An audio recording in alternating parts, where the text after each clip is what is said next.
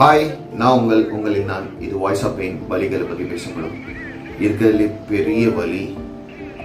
நேற்று எல்லாரும் பார்த்துருப்பீங்க, நம்ம பக்கத்து கண்ட்ரியான நேபாளில் நடந்த அந்த இயற்கை சீற்றங்கள். இதை பற்றி பேசலான்னு சொல்லி முடிவு பண்ணால் நிறைய விஷயங்கள் நமக்கு ரொம்ப டிஸ்டர்ப் பண்ணும். அந்த மாதிரி விஷயங்கள்லாம் கிட்டத்தட்ட இப்போ இந்த செகண்ட் வரைக்கும் 100க்கு மேலே உயிர் இழந்திருக்காங்க. அதே நேரத்தில் கிட்டத்தட்ட ஒரு 400 பேர் இன்னும் அடையாளமும் தெரியல, காணாமல் போயிருக்காங்க. இந்த மாதிரி ஒரு நிலைமைக்கு அவங்க தள்ளப்பட்டிருக்காங்க. இதை எப்படி சமாளிக்கிறது அப்படின்னு சொல்லி பார்த்தோம்னா சான்ஸு கிடையாது. இது ரொம்ப சோகமான ஒரு விஷயம். நம்ம எல்லாருக்குமே சோகமான ஒரு விஷயம் தான். நம்ம எல்லாருமே எவ்வளோ யோசித்தாலும் அதை விட அதிகமான ஒரு விஷயம் தான் இயற்கை சீற்றங்கள்.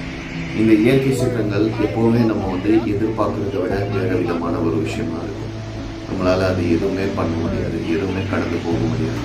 அப்படிப்பட்ட சூழ்நிலைகள் அவங்க தள்ளப்பட்டிருக்காங்க. நேபாளுடைய நியூஸ் இன்னைக்கு எல்லாருக்குமே வைரலாக போயிட்டு